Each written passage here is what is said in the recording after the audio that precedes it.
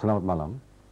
Ibu Tien Soeharto selaku Ketua Umum Yayasan Dana Gotong Royong Kemanusiaan mengadakan kunjungan ke Flores, Provinsi Nusa Tenggara Timur dalam rangka meninjau rehabilitasi bencana Flores yang tadi. Pada kesempatan ini Ibu Tien Soeharto didampingi Menko Kesra Azwar Anas, Menteri Pekerjaan Umum Radinal Muchtar serta Menteri Sosial Nyonya Inten Sueno.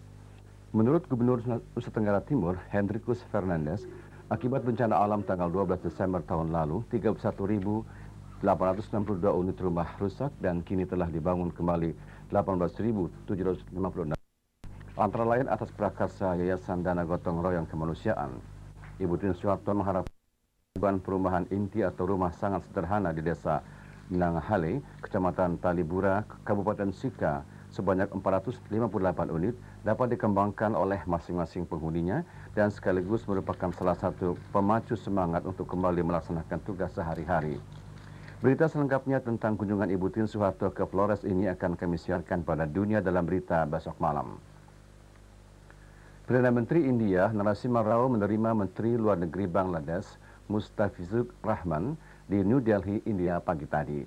Dalam pertemuan ini dibahas berbagai isu internasional yang melanda berbagai kawasan di samping upaya untuk meningkatkan hubungan diplomatik antara kedua negara.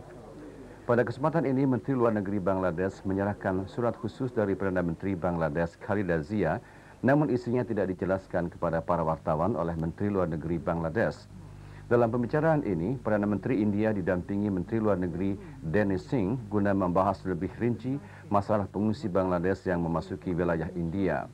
Dalam pembicaraan sebelumnya disepakati oleh kedua negara, pengungsi Bangladesh yang berada di wilayah Chakma harus kembali ke Bangladesh, namun mereka tetap menolak dan tinggal di tempat-tempat kumuh dan padat penduduk. Penduduk asli Sri Lanka yang dikenal dengan nama masyarakat Fedah berhasil membentuk organisasi untuk melestarikan adat dan budaya mereka. Pembentukan organisasi masyarakat asli ini merupakan yang pertama kali yang diharapkan mampu memberikan berbagai upaya positif bagi perkembangan adat budaya masyarakat Fedah. Selama ini masyarakat Fedah hidup dari hasil berburu di hutan-hutan Sri Lanka. Mereka jarang menetap di satu tempat, tapi selalu berkelana dalam kelompok-kelompok tertutup dan terasing. Proses modernisasi yang kini melanda Sri Lanka memaksa masyarakat Fedah untuk melindungi dan melestarikan budaya dan cara hidup mereka yang sangat tradisional dan unik. Michael Russell dan Stephen David, keduanya dari Inggris, maju ke babak final kejuaraan bola sodok internasional yang berlangsung di New Delhi pagi tadi. Kedua pemain biliar ini mempunyai prestasi internasional banyak kejuaraan tingkat dunia yang dimenangkan oleh mereka. Sampai berita ini kami peroleh dari pertukaran berita Asia Vision, hasil pertandingan belum diperoleh untuk menentukan siapa yang akan menjadi juara pertama. Kesebelasan Kabupaten Tangerang tampil sebagai juara turnamen sepak bola usia pemula di bawah usia 12 tahun setelah menundukkan kesebelasan Kotif Bekasi 1-0 pada pertandingan babak final yang berlangsung sore tadi di Stadion Pajajaran Bogor, Jawa Barat.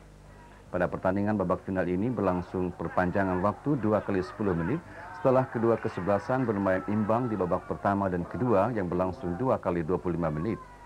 Gol kemenangan kesebelasan Kabupaten Tangerang tercipta di babak pertama perpanjangan waktu dari hasil tendangan bebas yang dilakukan Hasan Basri.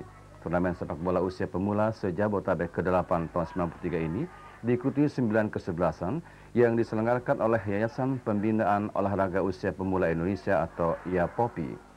Turnamen sepak bola usia pemula di bawah 12 tahun ini berlangsung dari tanggal 3 Juni hingga 12 Juni 93 yang dilaksanakan dalam memperingati Super Semar.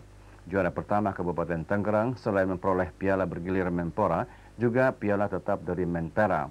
Sedangkan juara kedua memperoleh piala tetap dari Ketua Umum PSSI. Sementara tempat ketiga diduduki kesebelasan Kota Madya Bogor dan keempat Kotif Depok. Piala bergilir dan piala tetap turnamen sepak bola diserahkan Wali Kota Madya Bogor Suratman yang sekaligus menutup turnamen ini. Kesebelasan Penyeliaan dan Pengendalian Bank BNI keluar sebagai juara pertama kompetisi sepak bola Hari Jadi BNI ke-47 setelah mengalahkan kesebelasan KP dengan skor 5-1 yang berakhir sore tadi dan ditutup Direktur Bank BNI Remi Sahdeni di Stadion Lebak Bulus, Jakarta. Sementara itu, juara kedua diraih kesebelasan sektor direksi korporasi, dan juara ketiga kesebelasan Trisuri luar negeri yang masing-masing mendapat piala tetap. Pertandingan sepak bola antar sektor di lingkungan Bank BNI Persero dimulai sejak 22 Mei lalu, diikuti 9 kesebelasan terdiri atas 7 sektor direksi dan 2 kesebelasan dari kantor wilayah 10 dan 12. Kompetisi sepak bola dalam HUT Bank BNI bertujuan meningkatkan kesegaran jasmani antar karyawan perbankan dengan harapan dapat mendorong perkembangan sumber daya manusia. Selain sepak bola, cabang olahraga yang lain dipertandingkan adalah bola voli, tenis lapangan yang akan berlangsung 24 Juni mendatang. Sehingga untuk tidak meninggalkan olahraga yang disayangi ini, maka motivasi itulah kita ambil untuk sekaligus membangkitkan semangat dan meningkatkan potensi daripada sumber daya manusia, khususnya pegawai Bank BNI, Pak, untuk bisa barangkali menyumbangkan nanti, Pak, dalam kader-kader atlet sepak bolanya, Pak. 200 pegolf memeriahkan turnamen golf Mercedes-Benz kedua di Gunung Gelis Country Course, Ciawi, Jawa Barat hari ini.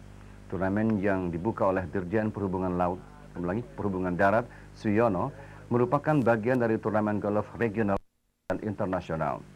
Para peserta yang ikut ambil bagian dalam turnamen ini berasal dari berbagai daerah, antara lain Jakarta, Surabaya, Bandung, dan Medan.